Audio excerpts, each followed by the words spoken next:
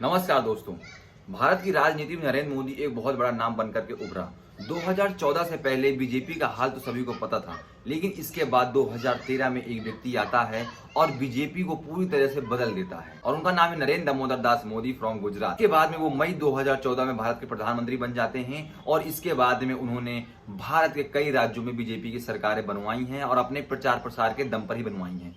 वो हर जगह हर राज्य में प्रधानमंत्री बनने के बाद में वोट मांगने पहुंच जाते थे और आज भी वो वोट मांगने के लिए पहुंच जाते हैं, लेकिन उनको लोगों ने वोट दिया भी और वो वोट पाए भी और वहां पे राज्यों में बीजेपी की सरकार बनी भी। लेकिन क्या 2014 के टाइम पे जो मोदी मैजिक, जो मोदी एक लहर आई थी, क्या वो लहर अभी तक बीजेपी ने बरकरार रखी है या मोदी जी ने बरकरार रखी है, या उस लहर में कहीं ना कहीं थोड़ा सा फीकापन आ चुका है? क्या बीजेपी धीरे धीरे अब पतन की ओर बढ़ रही है, या अभी भी बीजेपी संघर्ष कर सकती है या वापसी कर सकती है, या बीजेपी की जो राजनीति है वो क्या अब धीमी हो जा रही है?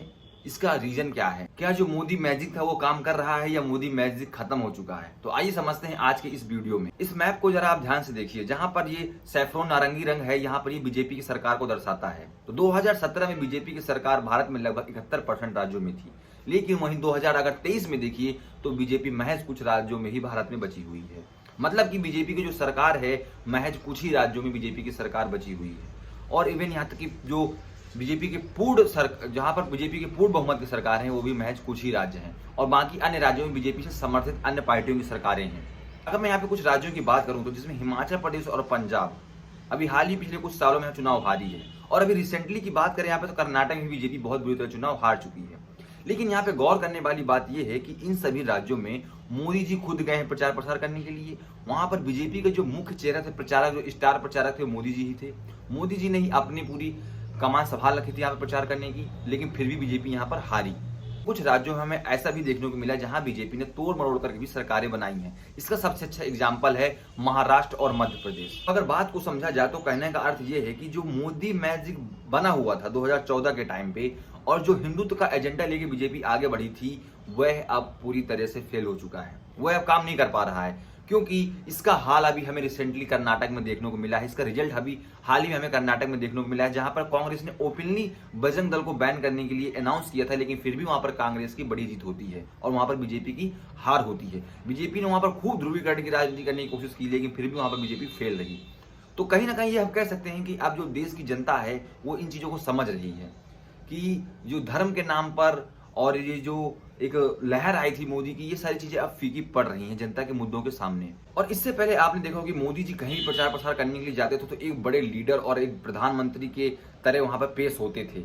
लेकिन आपने देखा कि बीजेपी के अंदर अब कई सारे राज्यों में यहाँ पर आपसी घमासान मचा हुआ, चाहे वो मध्य प्रदेश हो, ज्योतिरादित्य सिंधिया का मामला हो, महाराष्ट्र हो जहां पर देवेंद्र फडणवीस को वहां पर उप मुख्यमंत्री बना दिया गया हो। तो बीजेपी के आपसी भी कुछ टकराव यहाँ पर होना शुरू हो चुके हैं। यहाँ अभी कुछ रिसेंटली नॉर्थ ईस्ट में चुनाव हुए हैं, जहाँ पे एक दो राज्यों में त्रिपुरा और नागालैंड में बीजेपी ने अपनी सरकार बनाई है, लेकिन वहां पे बीजेपी की समर्थित पार्टी एनपीपी की सरकार है नागालैंड में, और बीजेपी वहां पे पूर्ण बहुमत सरकार नहीं ला पाई है। लेकिन अभी बात करें कुछ आने वाली विधानसभा चुनाव को, जिसमें छत्तीसगढ़, मध्य प्रदेश, राजस्थान और तेलंगाना है, तो इसमें सिर्फ एक राज्य है मध्य प्रदेश जहां पर बीजेपी की सरकार है, वो भी तोड़ मरोड़ कर बनाई हुई सरकार है। अगर हम बात करें वर्तमान की मोदी जी की जो वोट मांगने की जो नीति है, तो वो अब एक हल्की सी फीकी हुई नजर आ रही है, क्योंकि मोदी जी अब खुद को अपने आप को बीजेपी का महज एक कार्यकर्ता की तरह पेश कर रहे हैं।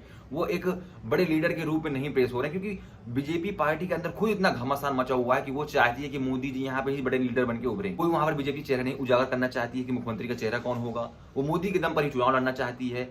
लेकिन क्या मोदी जी का इतना मैजिक काम कर रहा है कि वो सफल बना देगा वहां पर मध्य प्रदेश में बीजेपी को? मेरी राय में तो ऐसा नहीं है कि मोदी जी का मैजिक ही वहां पे सिर्फ काम कर पाएगा। तो वैसे हम कह सकते हैं कि जो मोदी मैजिक था वो यहाँ पर हल्का नजर आ रहा है। और यहाँ पे संभावना ये भी पाई जा रही है कि जो ये आने वाले, मैंने जिन राज्यों को चुनाव बताया आपको, छत्तीसगढ़, मध्य प्रदेश, राजस्थान और तेलंगाना के, तो यहाँ पर उम्मीद है और यहाँ पर संभावनाएं हैं कि यहाँ पर बीजेपी चुनाव इन चारों राज्यों में भी हार सकती है। सिर्फ मैं बातें अपने मुंह से नहीं बोल रहा हूँ, इसमें बहुत सारे ओपिनियन पोल्स भी आए हैं, उसमें भी बीजेपी की हार दिखाई गई है और वहां पर कांग्रेस की सरकारें दिखाई गई हैं। तो कहीं ना कहीं देश की जनता अब ये जो मोदी मैजिक था, जो हिंदुत्व का एजेंडा था, इन सभी चीजों से बाहर निकल करके जो अब मुद्दे हैं, राज्य के मुद्दे हैं, क्षेत्रीय मुद्दे हैं और जो केंद्र के मुद्दे बना करके बीजेपी ने यहाँ पर राज्यों में चुनाव लड़े, तो उन मुद्दों को लेकर के भी जनता यहाँ पे सजग हो चुकी है और उसने इस चीज को भली भांति समझना शुरू कर दिया है। इस वजह से लगातार देख रहे होंगे आपकी बीजेपी की राज्यों में यहाँ पे हार होती चली आ रही है। पिछले चुनाव में आपने देखा होगा कि मोदी जी कहीं भी जाते थे तो बहुत बड़ी न्यूज बनती थी, दिन भर लोग देखते थे, लेकिन आज मोदी जी कहीं भी रैलियां कर रहे हैं तो इतना कोई खास प्रचार नहीं देखने को मिलता है और ना ही कोई जनता के बीच में इतनी कोई उत्सुकता देखने को मिलती है, ना ही कोई इतना कोई टीवी पे ध्यान देता है ज्यादा। अगर देखा जाए कि पिछले 10 सालों में बहुत कुछ घटित हुआ भारत की राजनीति में। जहां बीजेपी चाहती थी कांग्रेस मुक्त भारत, तो वहीं कांग्रेस मुक्त भारत करने की कोशिश में बीजेपी ने काफी कोशिशें भी की और बीजेपी काफी सफल भी रही, लेकिन कांग्रेस ने फिर से वापसी करना शुरू कर दिया है और धीरे धीरे राज्यों में कांग्रेस की सरकार है, कांग्रेस का जो वोट प्रतिशत है और जो कांग्रेस की पॉपुलैरिटी है लीडर्स की, वो भी धीरे धीरे बढ़ती हुई नजर आ रही है। तो कुल मिला के अब हम ये कह सकते हैं कि बीजेपी को चुनाव जीतने के लिए कोई अब नया पैतरा आजमाना चाहिए, क्योंकि अब ये जो हिंदुत्व और मोदी लहर थी, ये अब काम नहीं कर पा रही है लोगों के बीच में।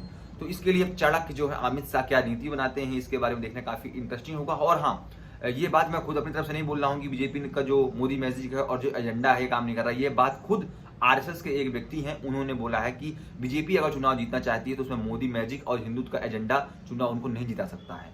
ये बात खुद आरएसएस के एक व्यक्ति ने बोली है, इसका आप स्क्रीनशॉट देख सकते हैं यहाँ पे। दोस्तों, अगर आपको हमारा ये विश्लेषण अच्छा लगा हो तो आप हमारे इस वीडियो को अपने दोस्तों तक जरूर शेयर करिएगा और हमारे चैनल को सब्सक्राइब भी कर दीजिएगा, जिससे कि हमारा हौसला बढ़ता है और आगे वीडियो बनाने के लिए हमें प्रोत्साहन भी मिलता है। बहुत बहुत धन्यवाद।